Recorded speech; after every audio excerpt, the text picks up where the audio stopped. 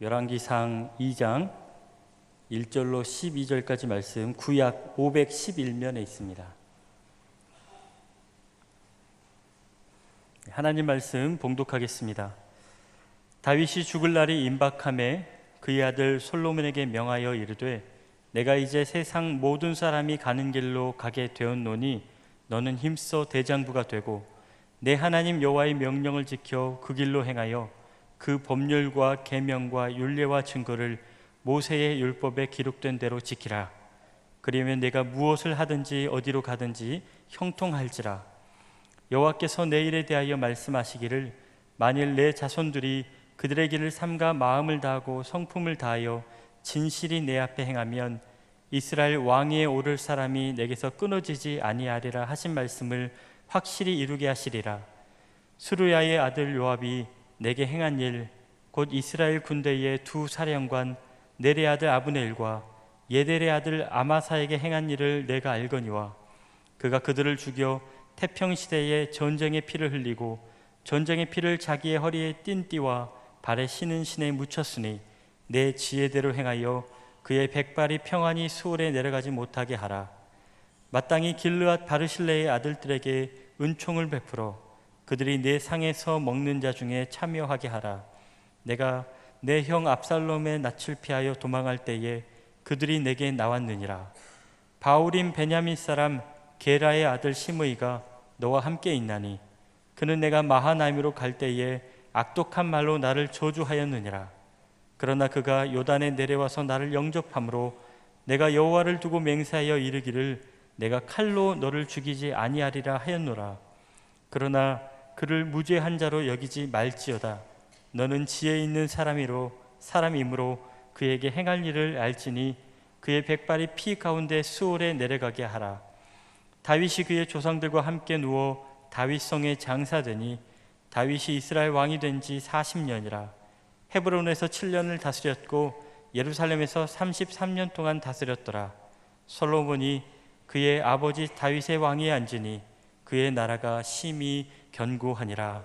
아멘. 이 말씀은 하나님의 말씀입니다. 주님께 감사합니다. 우리 서로 인사 나누겠습니다. 잘 되고 있습니다. 예, 기도하면 더 잘 됩니다. 아멘. 제가 일부 예배를 마치고 잠깐 고민이 생겼습니다. 일부 예배 제가 인도하면서 예배가 너무 일찍 끝나는 바람에 많은 성도님들이 은혜를 받으시더라고요. 예, 그래서 2부 예배 때도 같은 은혜가 있기를 소망합니다. 아멘. 예, 오늘 본문의 주인공 다윗은 이스라엘 역사상 가장 크고 또 가장 강력한 나라를 다스린 왕입니다. 그는 왕이었지만 또 시인이고 시인이었지만 전사이고 또 전사였지만 예배자였습니다. 그래서 그는 지금까지도 가장 사랑받는 왕으로 또 훌륭한 왕으로 꼽히고 있습니다. 아마 여러분에게 성경 인물 중에서 누구를 제일 좋아하느냐 묻는다면 많은 분들이 바로 다윗이라고 고백할 정도로 다윗은 훌륭한 사람입니다. 그러면 어떻게 그가 이토록 훌륭한 왕이 될 수 있었습니까? 백성들에게도 사랑받고 하나님께도 사랑받고 그리고 지금 이 시대 우리에게까지 사랑받을 정도로 훌륭한 사람이 된 것이 무엇 때문입니까? 그가 남보다 기도를 더 많이 하고 또 남보다 더 많은 재능을 타고났기 때문입니까?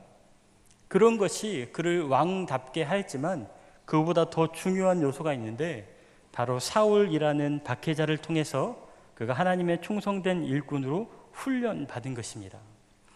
다윗은 골리앗을 죽이고 단번에 이스라엘의 영웅이 됐습니다. 그것 하나만으로 그가 왕으로서 부족함 없는 것이 만천하에 증명됐습니다. 그런데 이 때문에 오히려 사울의 질투를 받고 쫓기고 숨어 지내는 그런 신세가 되었습니다. 이스라엘의 영웅에서 이스라엘의 범죄자로 전락한 것입니다. 바로 이때 하나님은 그를 단련시키십니다. 고난을 인내할 줄 알게 하시고 고난받는 자를 위로하게 하시고 무엇보다도 하나님의 뜻이 무엇인지 분별하며 그 때를 기다리는 그런 하나님 마음에 합한 사람으로 훈련시키셨습니다. 그래서 동굴 속에서 사울을 만났을 때에 사울이 영변보로 동굴에 들어오지 않습니까? 그때에 그의 이 다윗의 부하들이 왕이여 주인이여, 이것이 하나님이 주신 절호의 기회입니다. 그의 목을 치십시오. 이렇게 얘기할 때에 그는 그저 그의 옷자락만 베었습니다. 옷자락만 베고도 양심의 가책을 느꼈다고 합니다. 그가 말하기를 내가 손을 들어 여호와의 기름 부음을 받은 내 주를 치는 것은 여호와께서 금하시는 것이니 라고 하였습니다. 그 순간에, 여러 사람이 충동질하는 그 순간에 하나님의 뜻이 무엇인지 분별을 했다는 겁니다. 이런 일을 통해 다윗은 점점 하나님의 뜻에 맞는 사람으로 조금씩 다듬어졌습니다. 이렇게 박해자 사울은 그를 죽이려 할 때에 하나님이 박해자를 사용하셔서 전무후무한 위대한 이스라엘의 왕으로, 통치자로 하나님께서 세워주신 겁니다. 그러면 다윗은 이제 왕이 된 다음에, 왕이 되기까지는 하나님이 박해자로 훈련시키셨잖아요. 그러면 왕이 된 다음에는 더 이상 이런 박해자나 핍박자가 전혀 없었겠습니까? 왕이 된 다음부터는 모든 일에 승승장구하고 아무도 반대하지 않고 아무도 다윗에게 대적하지 않고 모든 사람이 다 다윗의 편이었겠습니까? 그렇지 않았습니다. 다윗을 두고두고 힘들게 하는 사람들이 항상 있었습니다. 오늘 본문에서 그것들을 소개합니다. 우리 1절, 2절 말씀 함께 우리 읽어보겠습니다. 시작. 다윗이 죽을 날이 임박하매 그의 아들 솔로몬에게 명령하여 이르되 내가 이제 세상 모든 사람이 가는 길로 가게 되었노니 너는 힘써 대장부가 되고. 다윗이 임종을 앞두게 되었습니다. 그리고 솔로몬을 불러놓고 가장 먼저 하나님의 약속의 말씀을 다시 한번 상기시킵니다. 하나님의 명령을, 하나님의 계명을 지키라고 철저히 당부합니다. 그리고 첨언으로 말하기를 내 평생에 해결되지 않은 몇 사람들, 나를 정말로 힘들게 하고 곤고하게 했던 그 사람들을 후계자인 아들이 앞으로 잘 경계하기를 당부합니다.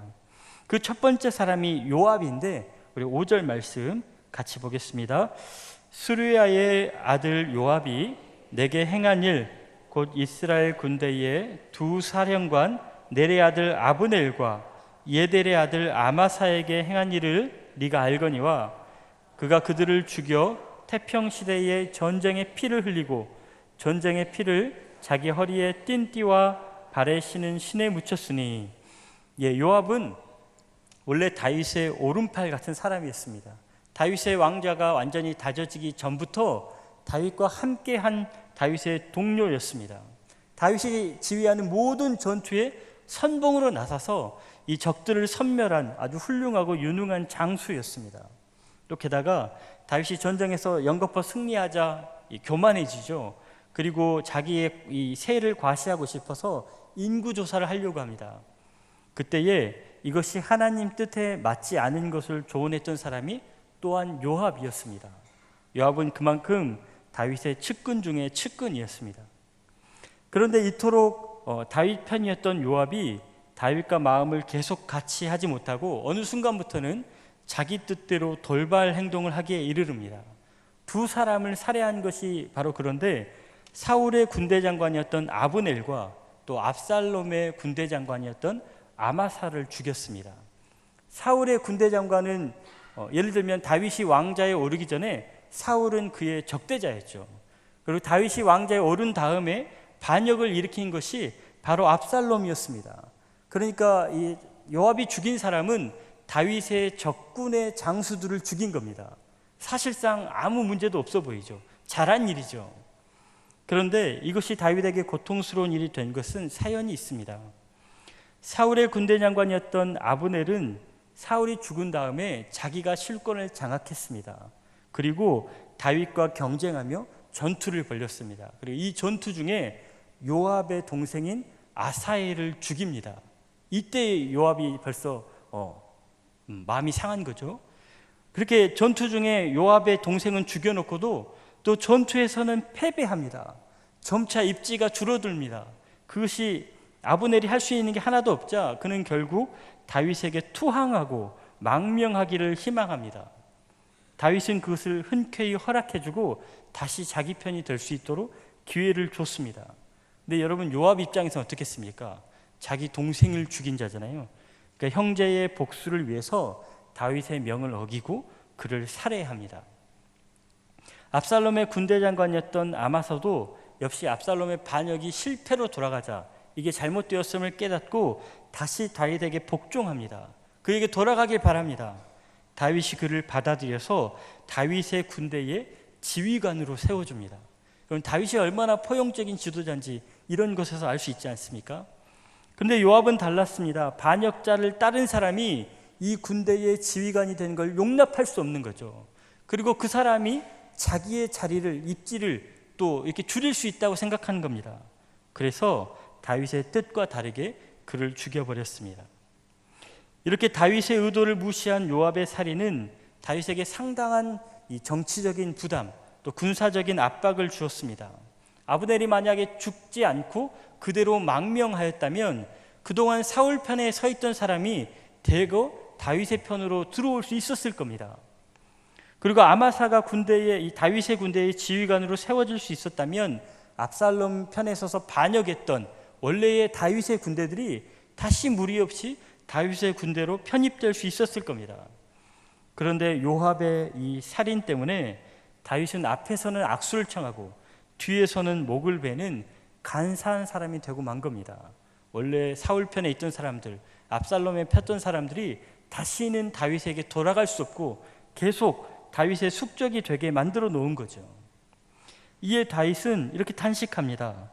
내가 기름 부음을 받은 왕이 되었으나 오늘 약하여 이 사람을 제어하기가 너무 어려우니 여호와는 악행한 자에게 그 악한 대로 갚으실지로다 라고 탄식합니다.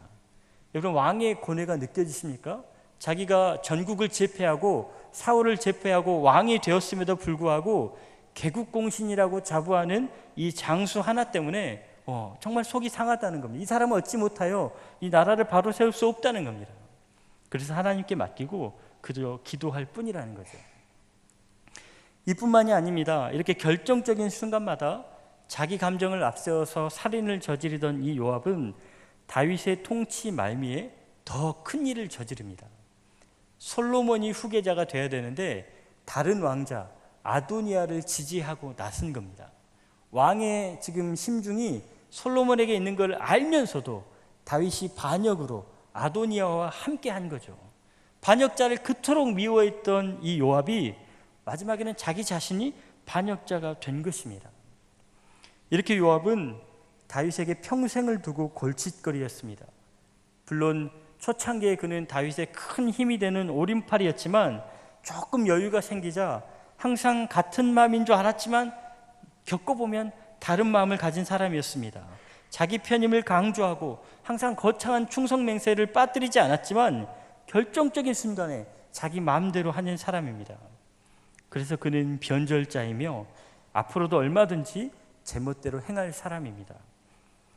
두 번째로 다윗을 힘들게 한 사람은 바로 시므이입니다. 8절 말씀 우리 같이 읽겠습니다. 바울임 베냐민 사람 게레 아들 시므이가 너와 함께 있나니 그는 내가 마하나임으로 갈 때에 악독한 말로 나를 저주하였느니라. 그러나 그가 요단에 내려와서 나를 영접함으로 내가 여호와를 두고 맹세하여 이르기를 내가 칼로 너를 죽이지 아니하리라 하였노라. 9절 말씀 조금 더 보면 그러나 그를 무죄한 자로 여기지 말지어다 라고 했습니다. 이 시므이는 베냐민 지파의 사람으로 사울 왕의 친족입니다. 그래서 다윗이 왕위에 올랐음에도 불구하고 아직 잔존해 있는 사울의 세력 중에서는 굉장히 유력한 사람입니다. 아직까지 영향력을 행사할 수 있는 사울 왕의 친족이었습니다. 왕이 되었어도 항상 경계할 수밖에 없는 그런 불편한 사람이 바로 이 시므이입니다. 그래서 시므이는 다윗의 왕권을 얼마든지 흔들거나 불편하게 할 수 있는 그런 저력이 있는 사람이지만 차마 그렇게 못합니다. 왜냐하면 사울 왕의 군대 장관이 막 망명을 하질 않나. 다윗의 나라는 날이 갈수록 더 든든해지고 백성들이 칭송이 자자해지기 때문에 차마 어떻게 못하고 기회만 엿보고 있는 겁니다. 그러다가 엄청난 기회가 찾아옵니다. 다윗의 나라를 빼앗아서 자기가 취할 수는 없지만 다윗의 나라가 망하는 꼴을 볼 수 있는 그런 기회입니다.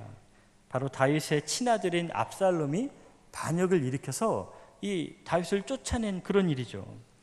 자기 아버지만큼이나 호인이고 또 유능하고 백성들의 사랑을 받았던 이 압살롬이 파죽지세로 예루살렘을 점령합니다. 정말 다윗은 아무것도 못해보고 도망치게 되었습니다. 시므이는 그 꼴을 보며 아주 신랄하게 저주를 퍼붓습니다. 그의 저주와 그의 조롱이 얼마나 참담했는지 다윗을 호위하던 장수가 그걸 듣고 참지 못하여 칼을 뽑았습니다. 단칼에 죽이겠다는 거죠. 이때 다윗이 말합니다. 내 몸에서 난 내 아들도 내 생명을 해하려 하거든 하물며 이 베냐민 사람이자 여호와께서 그에게 명령하신 것이니 그가 저주하게 두라. 혹시 이 때문에 여호와께서 손으로 내게 갚아 주시리라. 결국 시므이는 다윗을 처음부터 반대한 사람이었습니다. 다윗과 함께 있긴 했지만 한 번도 다윗과 마음을 합한 적이 없는 사람이고, 다윗이 망하기를 기다리며 다윗이 잘 될 때만 참고 있다가 다윗이 어려움에 처하자 지체 없이 조롱하고 비난하고 저주한 사람입니다. 그래서 그는 대적자이며 처음부터 그랬고 지금도 그러고 앞으로도 기회만 있다면 항상 다윗을 대적할 사람입니다. 반면에 오늘 말씀에는 다윗의 동역자도 등장합니다. 우리 7절 우리 함께 읽겠습니다. 마땅히 길르앗 바르실레의 아들들에게 은총을 베풀어 그들이 내 상에서 먹는 자 중에 함께 참여하게 하라. 내가 내 형 압살롬의 낯을 피하여 도망할 때에 그들이 내게 나왔느니라. 바르실레는 성경에서 많이 등장하는 사람은 아닙니다. 길르앗에 살던 부유한 노인이었습니다. 그리고 다윗이 압살롬을 피해서 도망갈 때에 그를 아주 융숭하게 대접해 준 사람입니다. 수도를 버리고 왕궁을 비우고 성전을 포기하고 완전히 다 빼앗긴 채 힘없이 도망치는 이 왕을 도와준 사람이 바로 그였습니다. 다윗이 전열을 가다듬고 이 압살롬과 다시 반격할 수 있는 기회를 만들어준 사람도 바로 이 바르실레입니다. 바르실레가 어떠한 대가도 또 보상도 바라지 않고 이런 일들을 도와주는 겁니다. 그런데 이때 당시에는 다윗이 반격한다 한들 예루살렘을 다시 찾을 수 있을지, 왕위를 다시 얻을 수 있을지 도무지 짐작할 수 없는 그런 때였습니다. 하룻밤 사이에 압살롬이 예루살렘과 성전을 다 차지하고 심지어 다윗의 아내들까지 다 차지하지 않았습니까? 누가 봐도 전세가 기울은 그런 때였습니다. 그런데 바로 이럴 때에 마치 하나님께서 보내시는 수호천사처럼 다윗의 가장 어려운 것을 도와줍니다. 다윗의 가장 큰 약점과 허물을 그가 덮어줍니다. 이로 인해서 그는 동역자입니다. 조력자이고 다윗이 가장 신뢰할 수 있는 친구였습니다. 여러분, 오늘 다윗의 유언을 통해서 세 사람을 살펴보았습니다. 두 사람은 다윗의 통치를 두고두고 힘들게 했던 변절자와 대적자였고, 그리고 한 사람은 다윗의 숨은 조력자였습니다. 다윗은 자기 아들에게 유언을 남기면서 이 세 사람을 두고 더러는 경계하고 더러는 더 사랑해 줄 것을 당부했습니다.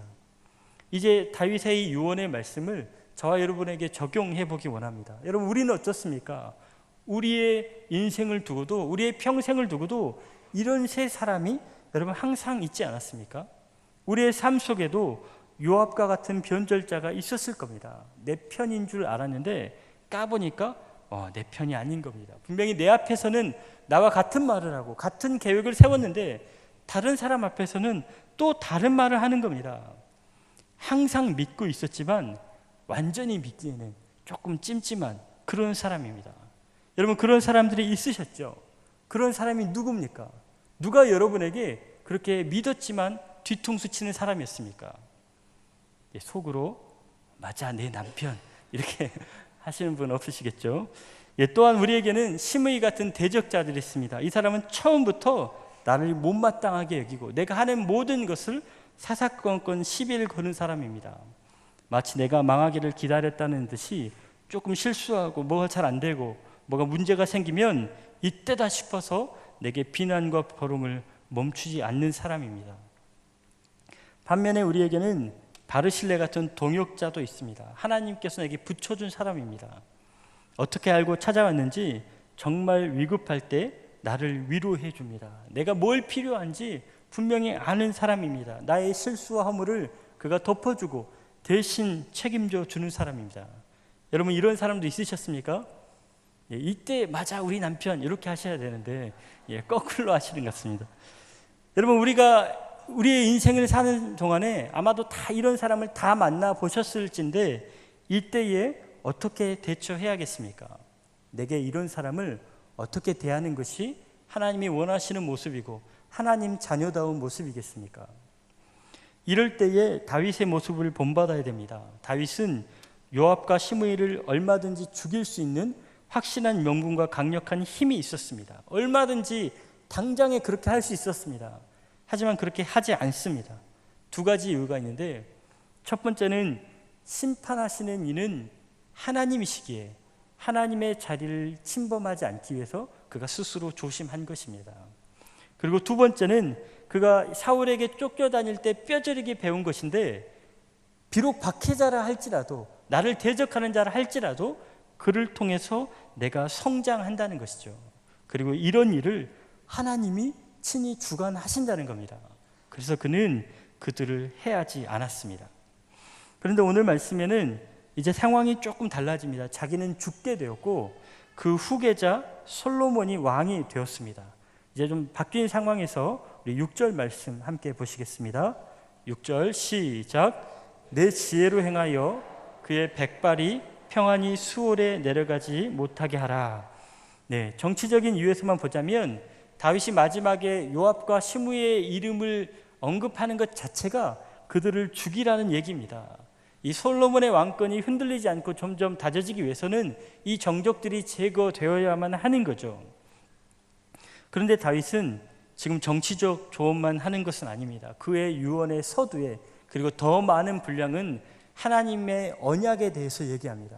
그분의 계명, 그분의 명령을 반드시 지키라는 것이 먼저였습니다. 물론 정치적인 메시지도 있습니다. 그의 백발이 평안히 수월에 내려가지 못하게 하라. 이것은 그가 노년을 편안히 보내게 하지 말라는 겁니다. 그의 연수대로 생명이 다하게 하지 말라는 겁니다. 그 전에 제거하라는 거죠. 다만 중요한 것은 그 앞에 내 지혜대로 행하여 라고 하는 말입니다.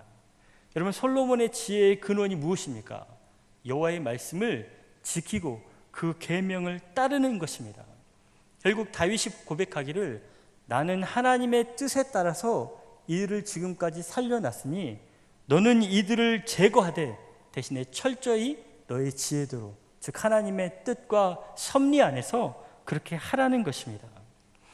종합해 보면 다윗의 조언은 분명합니다. 요압과 시므이는 경계하되 함부로 하지 말고 바르실레와 그 아들들은 사랑하되 왕의 식탁에 앉힐 만큼 충분히 하라는 것입니다. 여러분, 우리도 이렇게 해야 됩니다. 우리를 고통스럽게 하는 자들을 함부로 제거해서는 안 됩니다. 지혜롭게 해야 됩니다. 그들과 때로는 맞서고 그들과 때로는 대결해야겠지만 지혜롭게 해야 됩니다. 내가 할 수 있다고 그들을 완전히 밀어버리면 안 됩니다. 왜냐하면 그것이 하나님의 뜻과 계획에 맞지 않기 때문입니다. 또 더러 우리를 위로하고 격려하는 사람이 있다면 여러분, 그들을 그냥 지나쳐서는 안 됩니다. 하나님이 내게 붙인 사람이고 하나님이 내게 도움 준 사람이기에 하나님의 마음으로 그들을 아끼며 사랑해 주어야 합니다. 하나님이 그들을 사랑하는 만큼 나를 통하여 그 하나님의 사랑의 마음이 흘러가도록 하는 것이죠. 여러분, 우리가 이렇게 우리의 이웃들을 대할 때, 그 이웃이 내게 대적자든지 아니면 도움을 주는 사람인지 하여튼 우리의 이웃들을 이렇게 하나님의 방식으로 대할 때에 하나님이 솔로몬에게 약속하신 축복들이 바로 내게 약속된 축복이 될 줄 믿습니다. 하지만 오늘 말씀은 여기서 끝나지 않습니다. 이 다윗의 유언 속에는 더 중요한 영적인 비밀이 있습니다. 겉으로는 이 정치적인 역학 관계에 대해서 자기 후계자에게 조언하고 또 우리의 일상적인 대인 관계에서 그것들을 적용할 수 있겠지만 그 내면에는 하나님과 우리의 관계를 더 중요시 다루고 있습니다. 내 주변의 사람들과 나와의 관계가 문제가 아니고 나와 하나님과의 관계가 더 중요하다는 겁니다. 여러분, 입장을 바꿔서 한번 생각해 보십시오.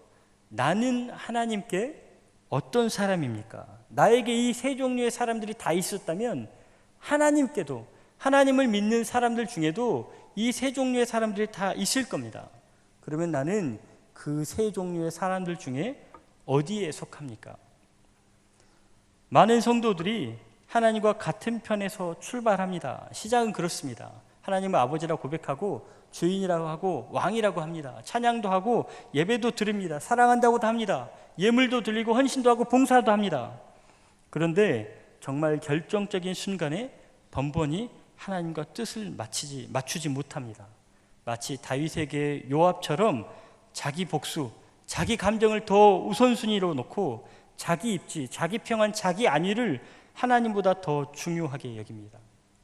더러는 아예 처음부터 같은 길이 아니었던 성도들도 있습니다. 비록 이 안에 함께 있고 같이 예배드리고는 있지만 하나님 뜻이라고 하니까, 또 하나님의 명령이고 약속이라고 하니까 내 마음에는 안 드는데 그냥 함구하고 있을 뿐입니다.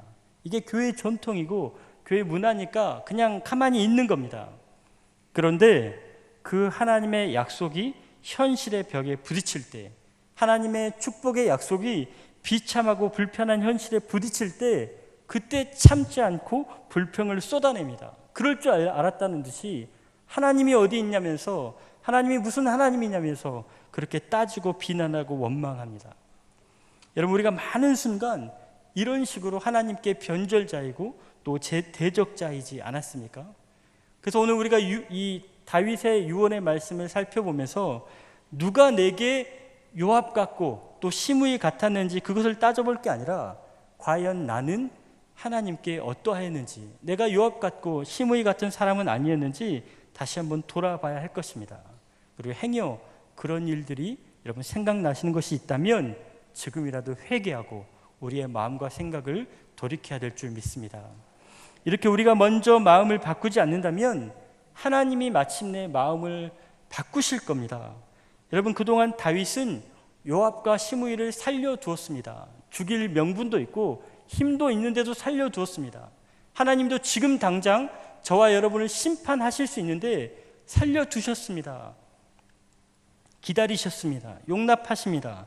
그런데 끝까지 이 모습이 달라지지 않는다면 결국에는 그 아들을 통하여 심판하실 겁니다.